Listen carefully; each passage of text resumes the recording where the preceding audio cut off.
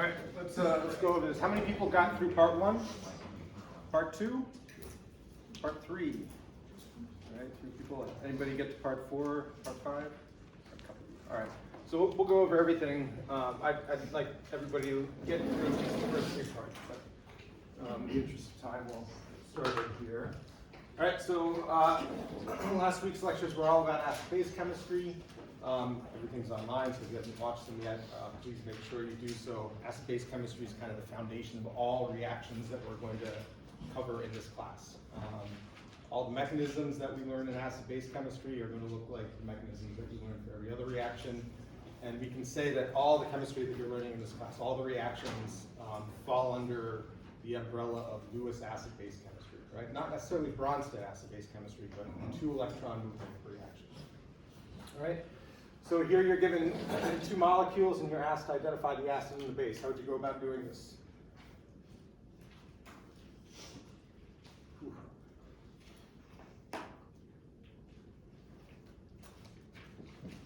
Just a guess, I kind of looked at the pKa's first. Awesome. On the pKa table, right? Yeah. Yeah. Pull out your pKa table, identify the functional groups or types of protons that you have on the 2 molecules, and figure out which is the stronger acid. Right? So here, molecule on the left, it's an alcohol functional group.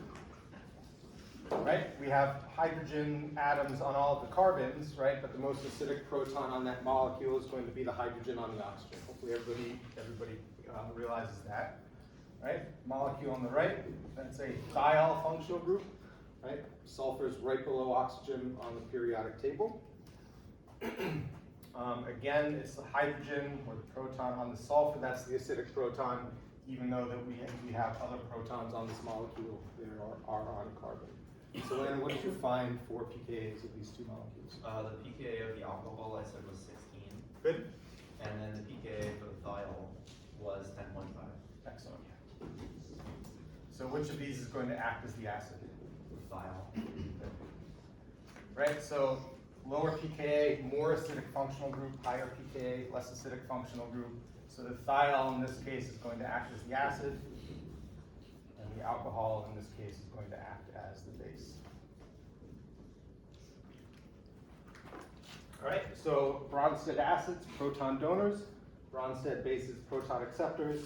And so to predict the conjugate pair, the acid is going to donate a proton to the base. The basic atom in the alcohol is the oxygen.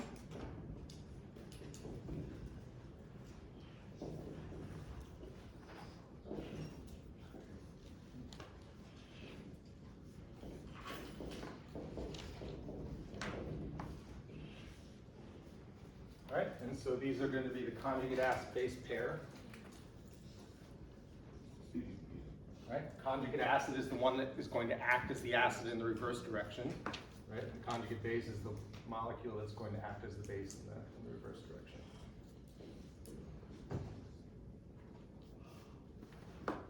Okay, any questions about this so far? All right. Mechanism. Right? Remember, the base is the electron pair donor according to the Lewis definition. Right? And the acid is the electron pair acceptor or proton donor. So mechanistically, color here. Right? We're going to draw an arrow from the lone pair of electrons on the alcohol group, or from the hydroxy group, right? Showing a new bond being formed between the oxygen of the alcohol and the proton of the thiol. And then we're going to show a second arrow that illustrates the sigma bond between sulfur and hydrogen breaking, and those electrons going to sulfur, right? So sulfur gets an extra lone pair and a formal negative charge. Questions? Great. Okay, so equilibrium. How do we determine the equilibrium? Which way does the equilibrium of an acid-base reaction always lie?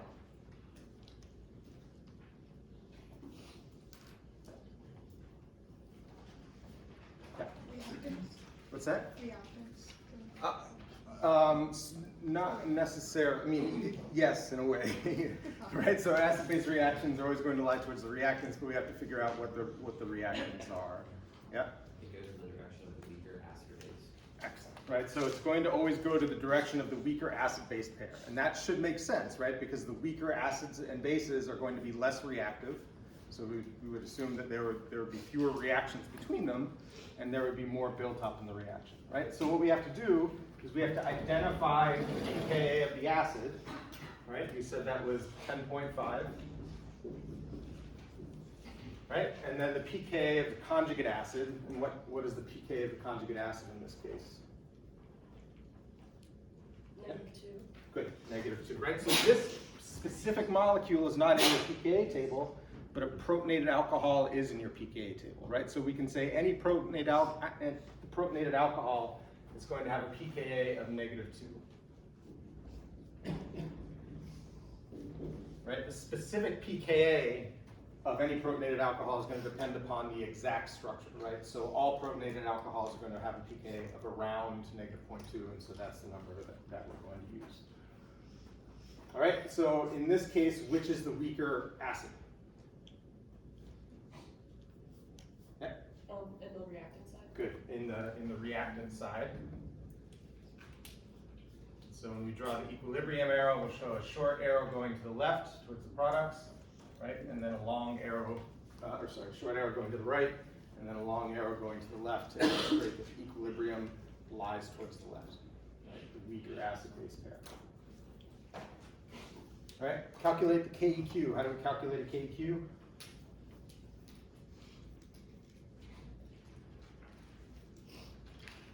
Do you remember? So that's what we would do normally for a KEQ. So the concentration of the products over the concentration of the reactants, right? But we don't have those numbers necessarily. Yeah. It's 10 to the pKa of the conjugate acid minus the pKa of the original acid. Good. Right. So for an acid-base KEQ, we can use the pKa's of the acid and the conjugate acid to determine the KEQ. So the equation is 10 to the pKa of the conjugate acid minus the pKa of the acid. Right? And that's going to equal 10 to the -2 minus 10.5, which is equal 10 to the -12.5. Right? KEQs between 0 and 1 are always going to favor the reactant side. Right? The arrow is going to go to the left. KEQs greater than 1, right? KEQ is going to favor the product side. KEQ of 1, there's going to be equal number of products and reactants. Right? Any questions about this? All right, so we can qualitatively determine the direction of the equilibrium just by looking at which is the stronger acid, right? The conjugate acid or the acid, right? We can also quantify the KEQ just by using the pKa's or approximate pKa's of the functional groups. Right, questions about that?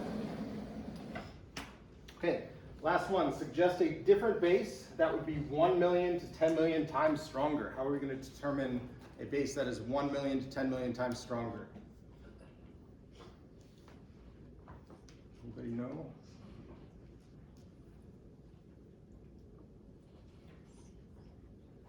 Yeah. This is a guess, but if pKa is a logarithmic scale, make a stronger pKa, that would be one higher or 10 higher. Great. So pKa is a logarithmic scale, right? That's something that we have to keep in mind. So pKa difference of 1, right? That's going to be a 10-fold difference in acidity.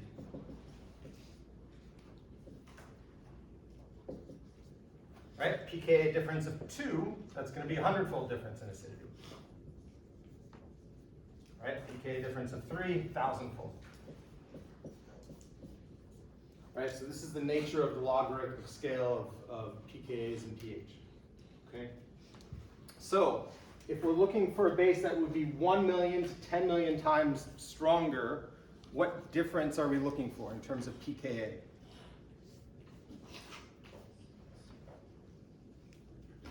$1 million to 10 million.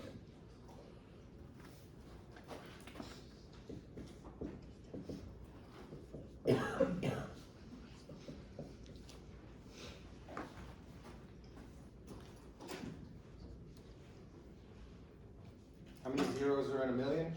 Yep. A difference of 5 is, well, 5 for 1 million, 6 for 10 million. Close. How many zeros in a million? 6. How many zeros in 10 million? Yeah, so 6 to 7. 6 to 7, good. So we're looking for a pKa difference of 6 to 7. All right, the thing is here, we're looking for a base, right? Bases don't have pKa's, only acids have pKa's. So when we're thinking about this problem, we're not necessarily thinking about the structure of the base, right? But the structure of the conjugate acid. All right, so, erase it.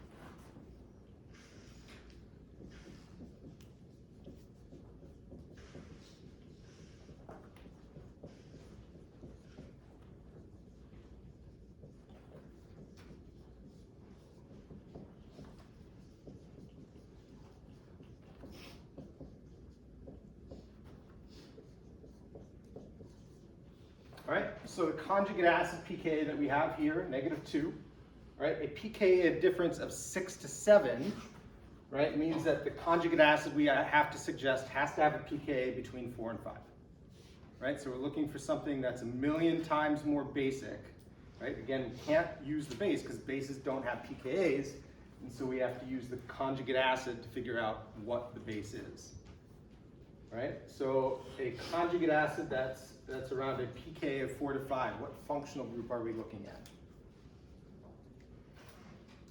Yeah. Why did you say 4 to 5? Like, what is that? Because that's 6 to 7 times, or a difference of 6 to 7 away from -2. Okay. Right, so we're looking for a difference of 6 to 7 pKa's. Mm-hmm. That means that the conjugate acid that we're looking for should have a pKa of around 4 to 5. Okay. Right, because that's relative to -2. Make sense? So what functional group has a pKa of around 4 to 5?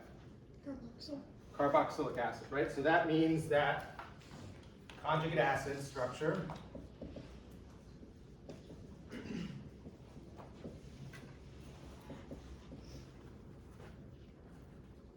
is going to be a carboxylic acid. So we'll just suggest a simple carboxylic acid.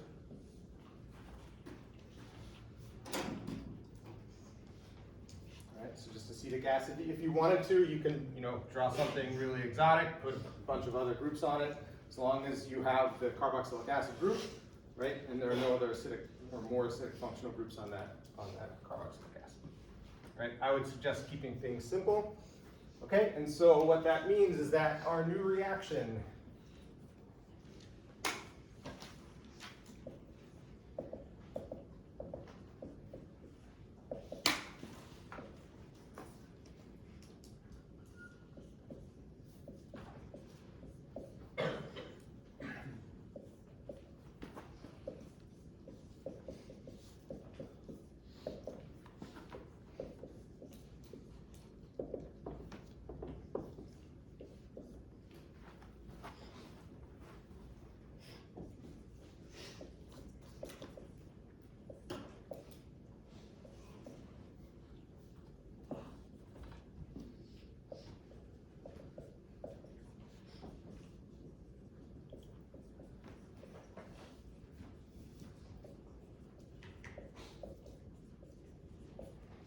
right? The new reaction is going to look like this. Okay, so this is the base that we're going to suggest, right? This is the base that is 1,000,000 to 10,000,000 times stronger than the alcohol that was in the original acid-base reaction, right? And we got this base based upon the pKa's of the conjugate acid, right? So we have to determine what the conjugate acid is, and then think backwards. If this is our conjugate acid in the reaction, what base did this come from? Well, since bases are just proton acceptors, we just have to erase a proton, right? And that's the base that we get to.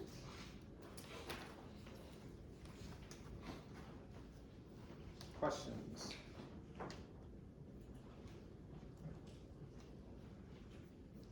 Yeah, Landon. So the carboxylic acid, Yeah. is that only specific to 2 carbons, or can it have more? So all carboxylic acids are going to have a pKa of around 4 to 5. So acetic acid specifically has a pKa of 4.76. All right. If we change this to a 3-carbon carboxylic acid, it might be 4.82. Right. So it's going to change depending upon what exactly is on the other side of the carbonyl. But we're not going to worry about those specifics. That answers your question? Yeah. Okay. Any other questions? No? Okay.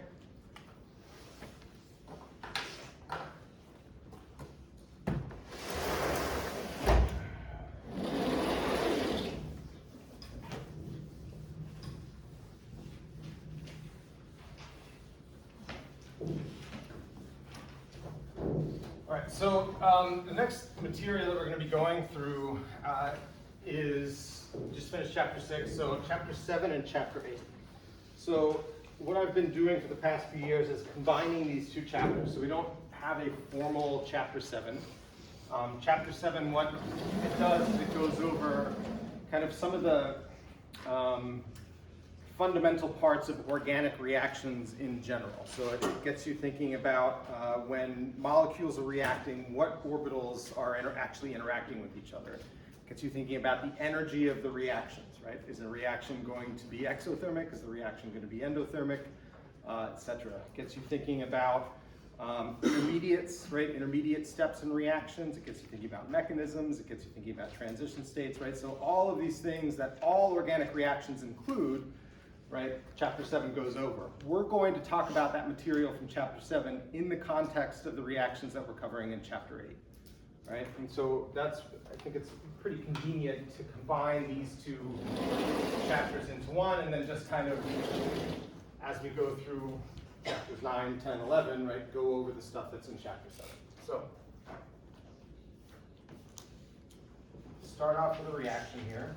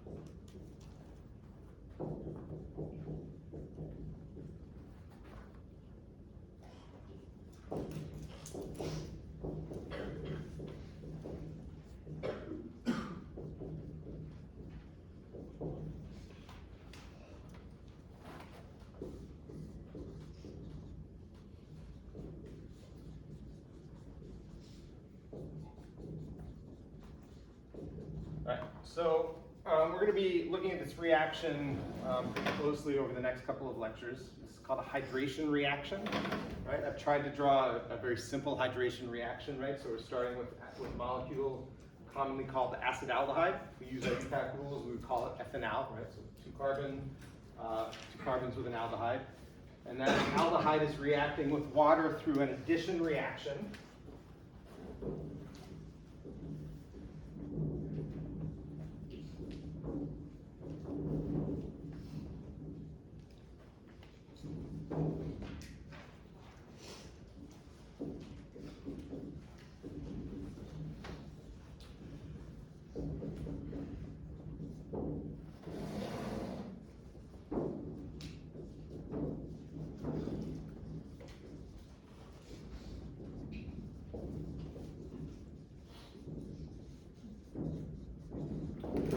So an addition reaction, there are a couple different classes of reactions, and we'll go over the different classes as we hit up those reactions. But an addition reaction is where we're starting with more products and we're ending with fewer starting materials, right? So we're adding, in this case, we're starting with 2 starting materials, right? And we're ending with 1 product. So we're adding 2 things together, right?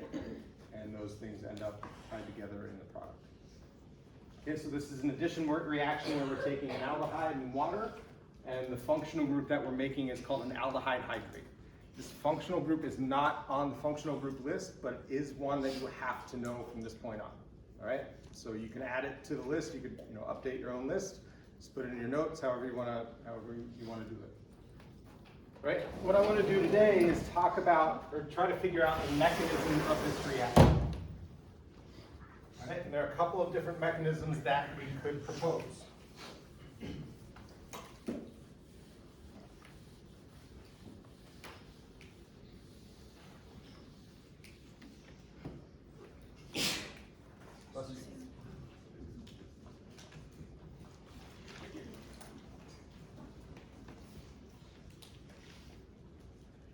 So we're going to walk through this slowly. Okay, so when we look at this reaction, there are going to be a couple of changes between the starting materials and the products. Right? If we look at the bonds that are in the starting materials and compare them to the bonds that are in the products, there should be some noticeable differences. Right? We can break those differences down into 2 categories: bonds made during the reaction, and then bonds broken.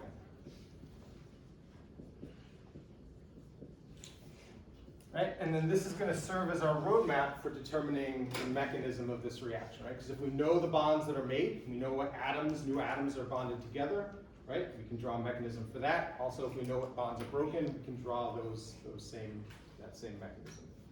Right? So when we look at the starting materials, we compare those starting materials to the product, what changes are there? What differences are there? What bonds are made? What bonds are broken during the course of this reaction?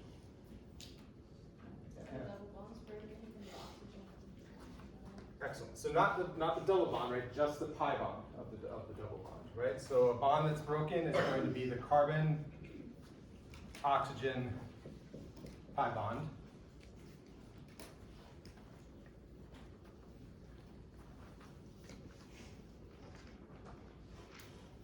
Anything else?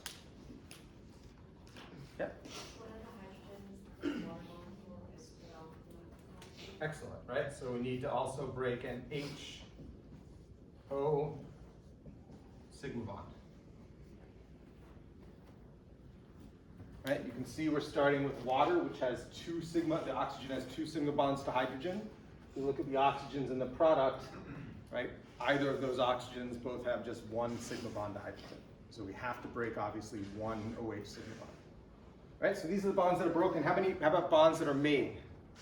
Yeah. There's a bond formed between the oxygen and hydrogen. Excellent. What kind of bond? Sigma bond. Good. So we're forming a new HO sigma bond.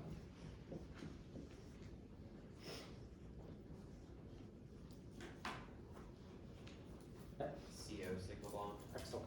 And carbon, oxygen sigma bond. Right. So those are the only changes in this reaction. Okay, and so you can actually see, if we look at the bonds that are made and the bonds that are broken, the only atoms involved in this reaction are going to be carbon of the starting material, carbonyl carbon of the starting material, the oxygen of the starting material. Let me draw this out as a full molecule.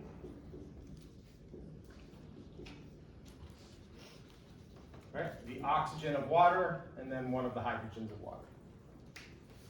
All right, so if we look at this reaction, right, we have 1, 2, 3, 4, 5, 6, 7 atoms, right, in total among the starting materials. Right, but only 4 of them are actually involved in the reaction.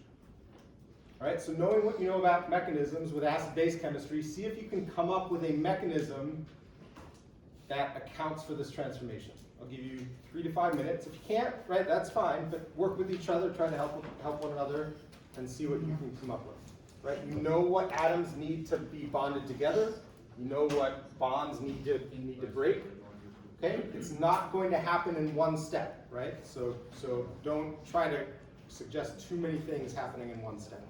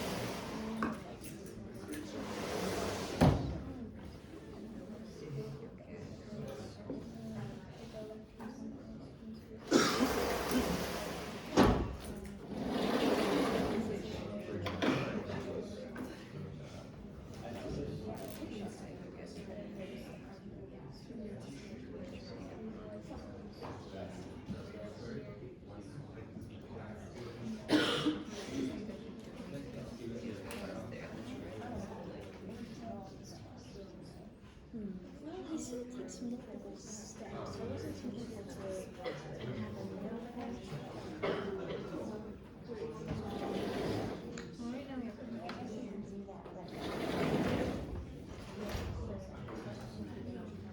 unless, no, wait, no, we took it, we it's positive, yes. Positive. Before you guys get too far, just think about the bonds that are being made and bonds that are being broken, right? So if we're making an OH bond and we're breaking an OH bond, what's one of the steps in this reaction that has to happen?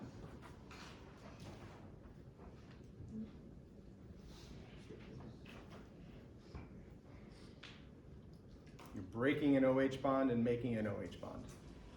Yep. Air needs to be drawn from the oxygen, one of Okay. the hydrogens. Regardless of mechanism, what type of reaction is occurring? It's the only type of reaction you know so far. Yeah. Addition? No, no. Yeah. Acid-base reaction, right? OH, right? OH, proton, right? So one of those steps should be an acid-base reaction.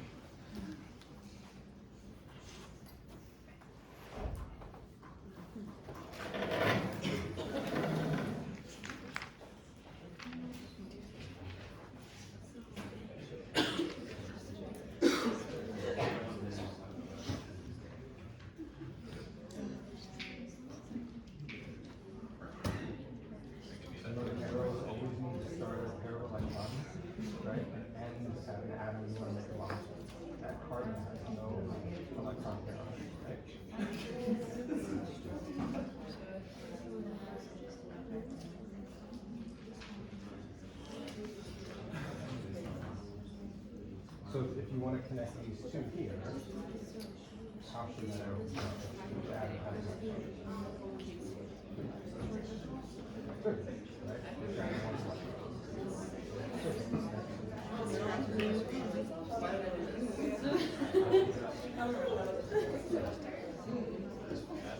Excellent. And now you can draw that second element. Absolutely.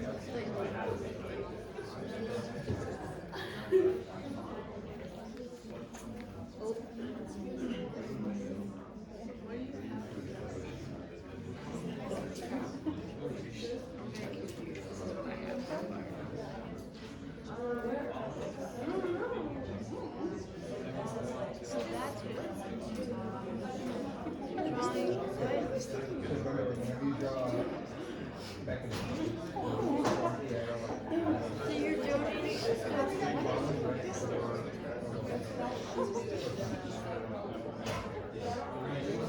You're donating to them? Yeah. This one has the left song and this one has the left song. Yeah. This is what I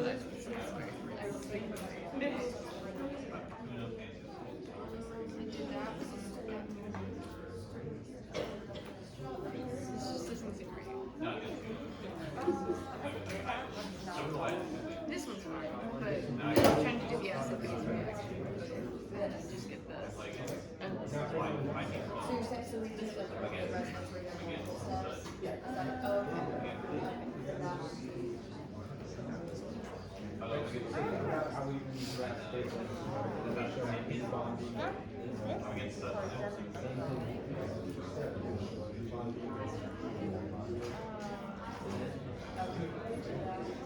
Then you just get that, and that's not right. It's not right. The question is like,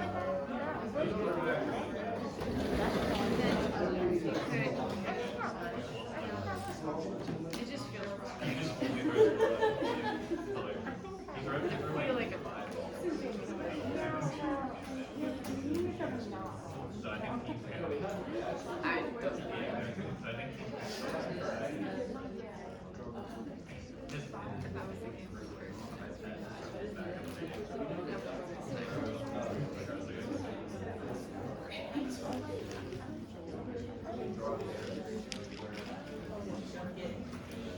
Right, let's go over this. All right, you're just starting out, so I don't want you to get discouraged or frustrated if you didn't get the mechanism. All right, so one thing about mechanisms, you don't want to do too much in any one step of a mechanism. Right, so we want to think about acid-base chemistry mechanisms, and whenever we draw acid-base chemistry mechanisms, we're only showing two arrows, right? One for a new bond being made, and one for a new bond or an old bond being broken. Right, so we're not showing multiple arrows with multiple bonds being made, multiple bonds being broken. We're just showing one step at a time, right? One bond being made, one bond being broken. So if we have 4 different things to do, right? 2 bonds made, 2 bonds broken, we're not going to do all 4 things in one step, right? We're going to do this in 2 different steps, right? So, like I said, there are a couple mechanisms that you can draw for this. We're going to go over one right now.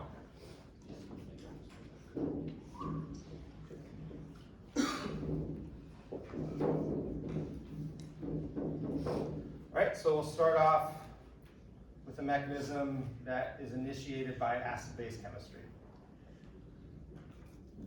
Alright, so we know that we need to make a new oxygen-hydrogen bond. Right, so there's our new oxygen-hydrogen bond being made. Right, drawing the arrow from a lone pair of electrons on the carbonyl oxygen to the proton that we're pulling from water. Right, and then the second arrow is going to show the old OH sigma bond being broken.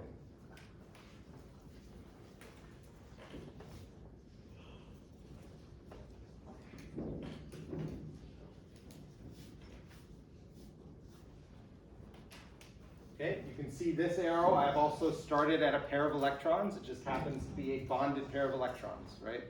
2 electrons in that line. And then the arrow ends at the atom that's getting the non-bonding pair.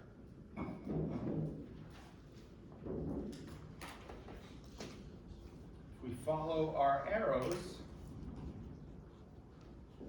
right, you'll see that the carbonyl oxygen gains a proton. And the water loses the proton.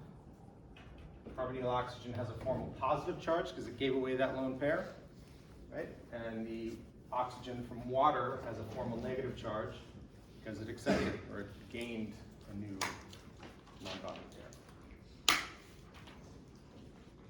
All right, questions about this? Okay, second step. So what's the only other process that needs to occur? Bond making and bond breaking process that needs to occur here. Yeah? You gotta break the pi bond, Good. put it onto the oxygen, and then you gotta attach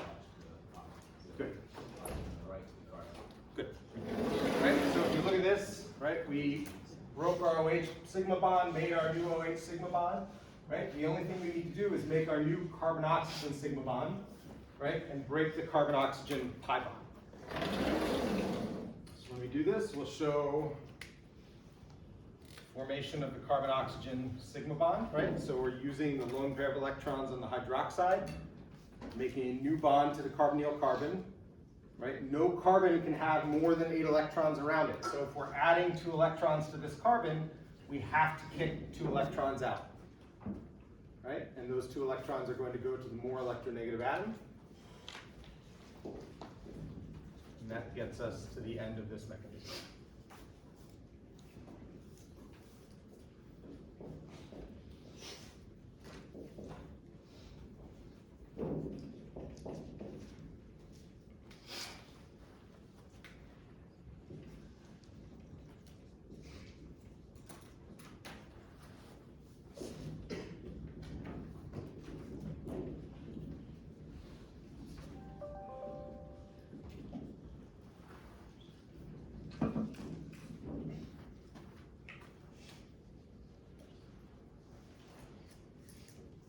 Any questions? No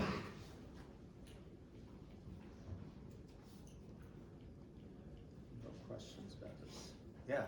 So when you say you don't want us doing too many different steps at once, you want us to show the intermediate stages and not four mechanism arrows in one picture? Correct. Okay. Yep. Yep. Other questions?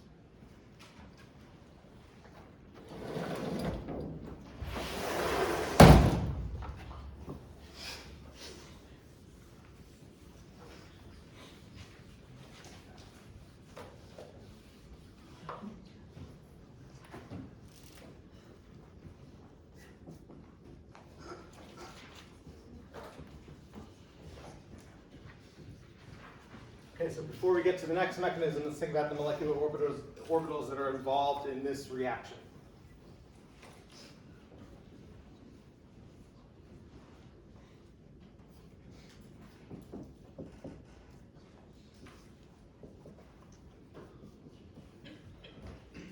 All right, so when we went over acid-base chemistry, we learned that the base is always going to interact with the acid through the sigma antibonding orbital, right? So there's a non-bonding orbital or a pair of electrons on the base. It's going to interact with the antibonding orbital on the acid.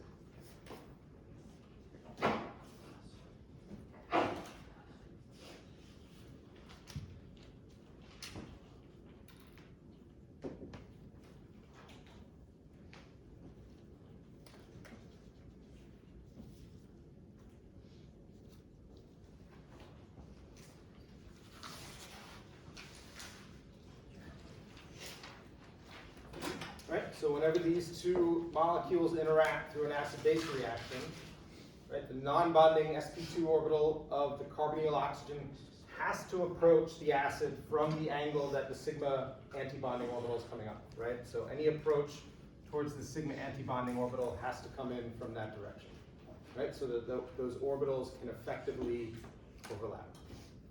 Yep, questions about this? No? Okay, so we get to the next step.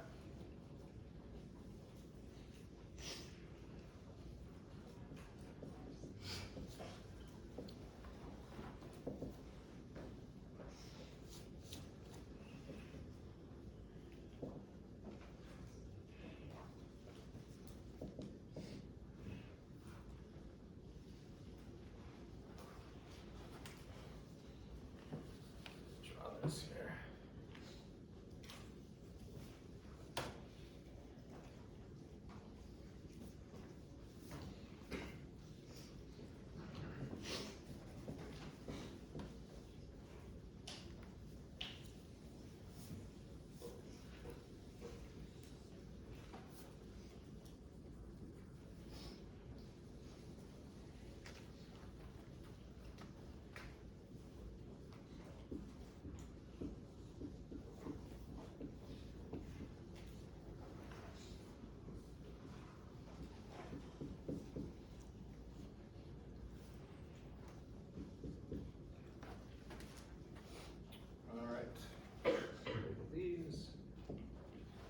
Okay, so, right, these are the products, just drawn them differently than I did up here, right? So I'm showing the orbital. So this is the hydroxide, right? The hydroxide will have 3 non-bonding pairs, be sp3 hybridized, right? So the electrons that are adding to the carbonyl carbon are going to be in an sp3 non-bonding orbital, right? And then the orbital that they're being added to is going to be the pi star orbital.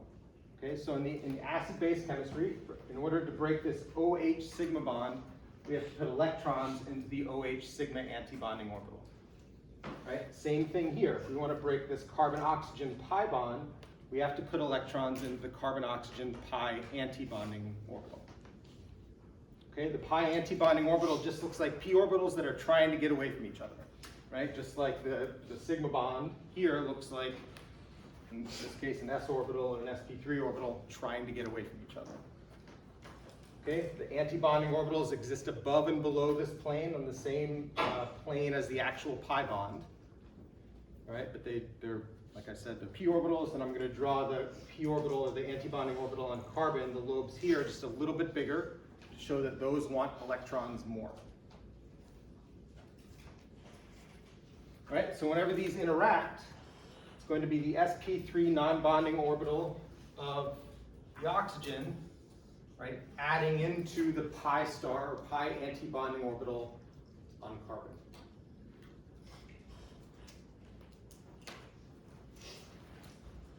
Right, and then that's going to lead to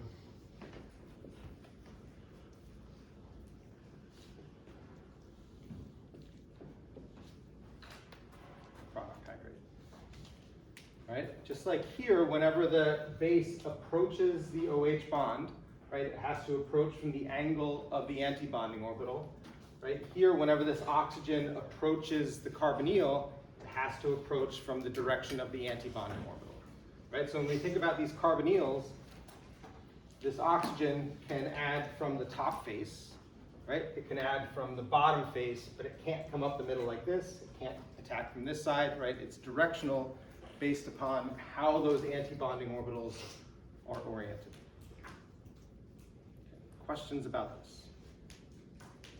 Okay, so what I want you to do before next class is see if you can think of a second mechanism that we can draw for this reaction, right? In this mechanism that we've drawn already, we've had the OH bond making and bond breaking as the first step, right? And the carbonyl oxygen, or the carbon-oxygen sigma bond formation is the second step.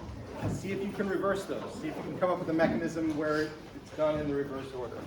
All right, I'll see most of you tomorrow. Not Wednesday.